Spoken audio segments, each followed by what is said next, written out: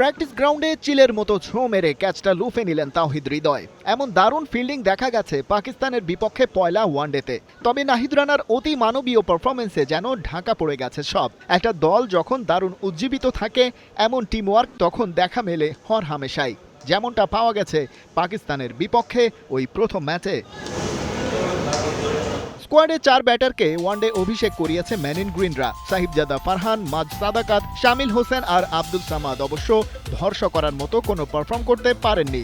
Batting order collapse করেছে ওই নাহিদ রানার super স্পেলের সামনে। তবে তরুণদের দোষ দিয়েও লাভ নেই, কারণ রানার পারফেক্ট এক্সিকিউশনের শিকার তো হয়েছেন দুই অভিজ্ঞ ব্যাটার মোহাম্মদ রিজওয়ান আর সালমান আঘাও। রানার বোলিং ফিগার শেষ পর্যন্ত দাঁড়ালো মাত্র 24 রানের বিনিময়ে 5 উইকেট।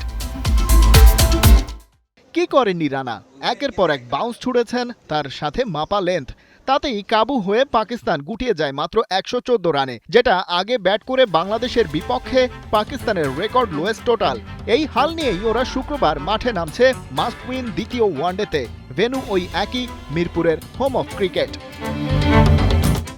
মজার ব্যাপার, আগের ম্যাচে ব্যাটিং বিপর্যয়ের পর বল হাতেও এলোমেলো ছিল পাকিস্তান। ওয়াইডি কনসিড করেছে 14টা। টাইগাররা তার মৌকাও নিয়েছে সমানে। তানজিদ তামিম ক্যারিয়ারের 5 নম্বর 50 তুলে নিয়েছেন, আর বাংলাদেশ তাদের টার্গেট চেজ করেছে 8 উইকেট আর 209 বল হাতে রেখেই।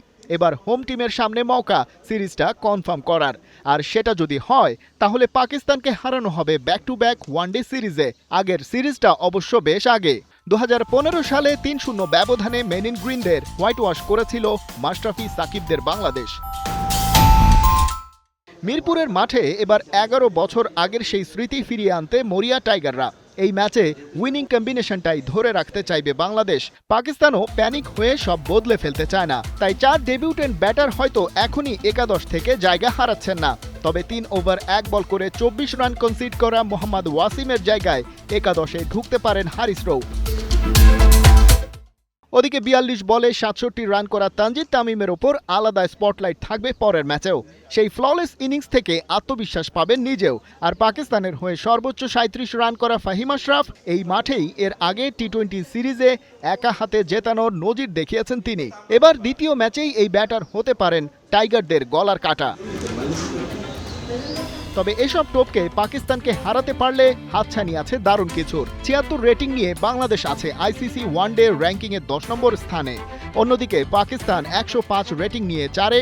টাইগাররা যদি 2-1 ব্যবধানেও সিরিজ জেতে 80 রেটিং হবে বাংলাদেশের। পাকিস্তানের রেটিং কমে হবে 101। অতিথিরা থেকে যাবে 4 নম্বরেই, বাংলাদেশ উঠবে 9-এ। আর জানাই আছে হোম টিমের বাইরে 8টি দেশ সরাসরি কোয়ালিফাই করবে 2027 বিশ্বকাপে। খালিদ জামিল, 71।